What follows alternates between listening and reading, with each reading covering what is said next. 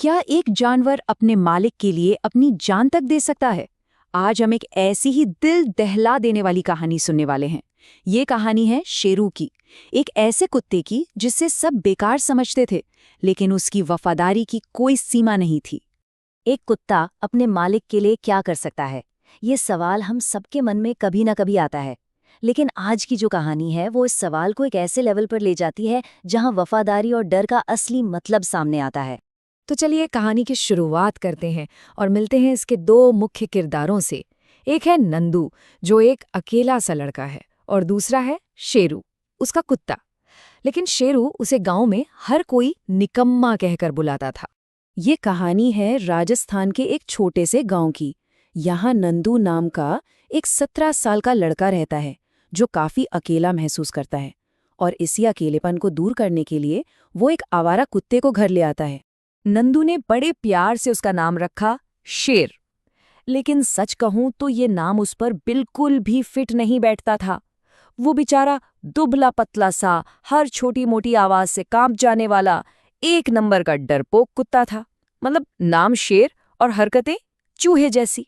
और हाँ, उसकी एक बड़ी अजीब आदत थी। ऐसी आदत जिसने घरवालों के नाक में दम कर रखा था। वो ना जाने कहाँ से एकदम रॉकेट की स्पीड से कमरे में घुसता और सीधे खाने की थाली को एक लात मार के गिरा देता और फिर वैसे ही भाग जाता। किसी को समझ नहीं आता था कि आखिर वो ऐसा करता क्यों है। और बस यहीं से कहानी में एक बहुत ही डरावना मोड़ आने वाला था। उस परिवार की खुशियों पर जैसे किसी की नजर लग गई थी, और अब मुश्किलें दरवाजे पर दस्तक दे रही थीं, काले जादू के रूप में। देखिए, नंदू का परिवार एक खुशहाल, अच्छा खासा कमाता धमाता परिवार था। लेकिन जैसा अक्सर होता है, उनकी यही खुशी उनके कुछ पड़ोसियों से देखी नहीं गई। उनकी जलन इस हद तक बढ़ गई कि उन्होंने परिवार को बर्बाद करने के लिए काले जादू का सहारा ले लिया। वो बुरा साया अब घर के आंगन में उतर चुका था, और अब उस काले जादू का असर दिखना शुरू हो गया था। घर में अजीब और डरावनी घटनाएं होने लगी थी, और हर रात अपने साथ एक नया खौफ लेकर आ रही थी। ये आतंक का सिलसिला अब शुरू हो गया था। पहली रात घर के पीछे से पत्थर फेंकने की अजीब अजीब आवाजें आने लगीं। अगली सुबह उठे तो देखा कि छत पर 3 मरे हुए खरगोश पड़े हैं। फिर एक रात तो ठीक 3 बजे शादी का जोड़ा पहने एक औरत हाथ में दिया लिए गेट के सामने से गुजरी। और हद तो तब हो गई जब चौथे दिन दीवारों पर खूनी पंजों के निशान मिले। पूरा परिवार बुरी तरह डर चुका था। मगर ये सब तो बस एक शुरुआत थी। असली डर का सामना तो अभी बाकी था, जब उनकी नजर पड़ी घर के सामने वाले पीपल के पेड़ पर। आखिर कौन था वो? पेड़ की एक डाल पर एक बहुत ही अजीब सा जीव बैठा था, बिना कपड़ों के, और उसकी आंखें मानो बाहर ही निकल आएंगी। वो बस एक टक घर को घूरे जा रहा था। इस मंजर को देखकर तो पूरे परिवार की सांसें ही अटक गई, और वो सब भागकर घर के अंदर छिप गए। और इसी खौफ के बीच कहानी अब उस मोड़ पर आ जाती है जहां वो निकम्मा कुत्ता, जिसे सब बेकार समझते थे, कुछ ऐसा करने वाला था जिसकी किसी ने कल्पना भी नहीं की थी। ये वो पल था जब शेरू ने अपना बलिदान दिया। एक रात नंदू छत पर सो रहा था। तभी शेरू ने देखा कि छत पर एक चिड़िया जैसा काला साया मंडरा रहा है, और वो सीधा नंदू की तरफ बढ़ रहा था। शेरू ने एक पल भी नहीं सोचा। वो बिजली की तेजी से भागा, छत पर चढ़ा और सीधा उस साए पर छलांग लगा दी। नंदू की आंख खुली तो उसने एक ऐसा खौफनाक मंजर देखा कि शेरू हवा में तड़प रहा था, उसका गला घुट रहा था, और फिर वो बेजान होकर जमीन पर आ गिरा। उसने अपने मालिक को बचा लिया था, अपनी जान देकर।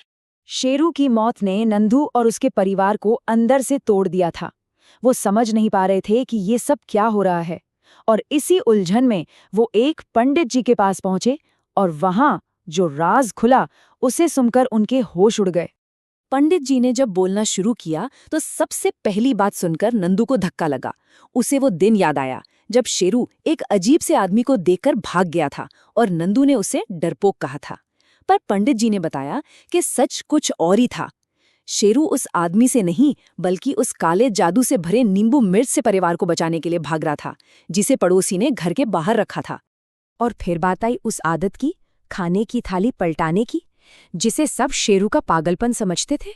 पंडित जी ने जो बताया वो और भी चौंकाने वाला था। एक बुरी शक्ति रोज उनके खाने में जहर मिला रही थी और शेरू उसे हर बार उस जहर की गंध आ जाती थी और वो परिवार की जान बचाने के लिए थाली गिरा देता था। जिसे वो पागलपन समझ रहे थे, वो असल में उनकी हिफाजत थी। मगर शेरू की वफादारी की कहानी उसकी मौत पर खत्म नहीं हुई थी। उसकी वफादारी इतनी गहरी थी कि वो मौत के बाद भी अपने परिवार को अकेला नहीं छोड़ सकता था। पंडित जी ने साफ साफ बताया कि उस रात छत पर जो हमला हुआ था वो असल में नंदू की जान लेने के लिए था। शेरू को ये पता था और उसने जानबूझकर वो हमला अपने ऊपर ले लिया ताकि उसके मालिक की जान बच जाए। पंडित जी के जो आखिरी शब्द थे वो दिल में उतर जाने वाले थे।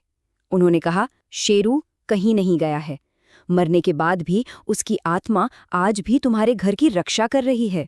वो कुत्ता जिसे सब निकम्मा और डरपोक समझते थे, असल में एक रक्षक था, एक ऐसा रक्षक जो मरने के बाद भी अपना फर्ज निभा रहा है। ये कहानी हमें सोचने पर मजबूर करती है कि क्या हम कभी अपने आसपास की खामोश वफादारी को पहचान पाते हैं।